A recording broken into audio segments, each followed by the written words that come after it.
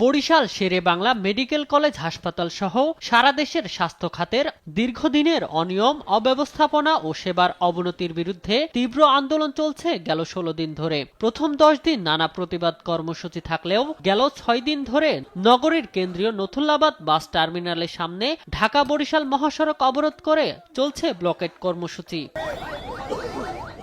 আন্দোলনকারীরা জানান, সরকারি হাসপাতালগুলো সংস্কারের ৩ দফা দাবি এখন জনগণের দাবিতে পরিণত হয়েছে। দাবি পূরণে স্বাস্থ্য উপদেষ্টাকে বরিশালে এসে সংস্কারের আশ্বাস দিতে হবে বলে জানান তারা। সারা বাংলাদেশের যত মেডিকেল কলেজ হাসপাতাল রয়েছে সেই সকল হাসপাতালের অনিয়ম, দুর্নীতি এবং সিন্ডিকেট ভাঙার বিষয়ে রোগীদের সঠিক সুস্থতা এবং নিরাপত্তা নিশ্চিতে আমরা একটি আন্দোলন করতেছি।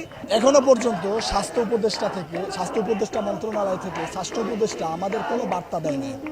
আমাদের কথা হলো এটা, আমরা যৌক্তিক আন্দোলনে নামছি।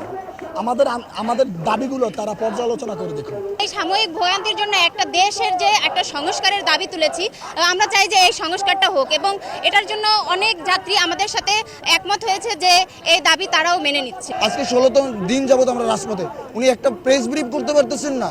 উনি কি এই খবরগুলো কানে যাচ্ছে না ওনার, বা উনি কিছু একটা আশ্বাস তো দিবেন, সেটাও দিচ্ছেন না। কারণ কি? আমাদের দাবি বর্তমানে স্বাস্থ্য উপদেষ্টার বরিশাল আসতে হবে। লাগাতার ব্লকেটের কারণে পরিবহন ও যানবাহন চলাচলে কিছুটা ভোগান্তি পোহাতে হলেও স্বাস্থ্য খাত সংস্কারের জন্য এমন ভোগান্তি মেনে নিচ্ছেন যাত্রীরা। এই ভোগান্তি আমাদের বৃহত্তম স্বার্থ না, সংস্কার হোক স্বাস্থ্য খাত, বিভিন্ন খাত, আমরা উপকৃত হব। চিকিৎসা ব্যবস্থা যে অবস্থা চলতে আছে, এর দাবি সবার জন্যই সমান হবে। এর কষ্ট হইলেও কিছু করার নাই। এটা আমাদের একার আন্দোলন না, এটা সারা বাংলাদেশের মানুষের আন্দোলন। সে এসে যত দূরত্ব পারে এই বরিশাল এসে পরিদর্শন করিয়া সমস্যা সমাধানের জন্য, যাতে মানুষেরও ভোগান্তি না হয়। এমন পরিস্থিতিতে গেল সোমবার সংবাদ সম্মেলন করে হাসপাতাল পরিচালক জানান, উপদেষ্টাদের সঙ্গে যোগাযোগ হয়েছে, দাবিগুলো পূরণে কিছুটা সময় লাগবে। ম্যান পাওয়ার, তারপরে ডক্টর, স্পেশালিস্ট ডক্টর, এগুলো ওনারা আস্তে আস্তে দিবেন, এটা ওনারা অ্যাসিওর করেছেন। এটা ন্যাশনাল প্রসেসের ব্যাপার, সময় সাপেক্ষ।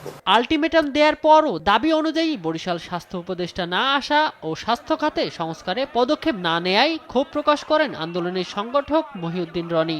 এখানে যারা আছে সবাই বরিশালবাসী, আমরা প্রত্যেক বরিশালের ভুক্তভোগী, ভোগান্তির শিকার শেরেবাংলা মেডিকেল কলেজ হাসপাতাল থেকে।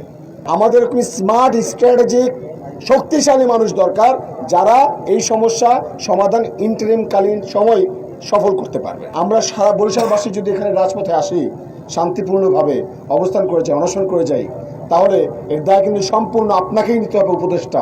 আমাদের কোনো শিক্ষার্থীর যদি কোনো ক্ষতি হয়, তাহলে স্বাস্থ্য উপদেষ্টাকে উপযুক্ত জবাব জনতাই দিয়ে দেবে।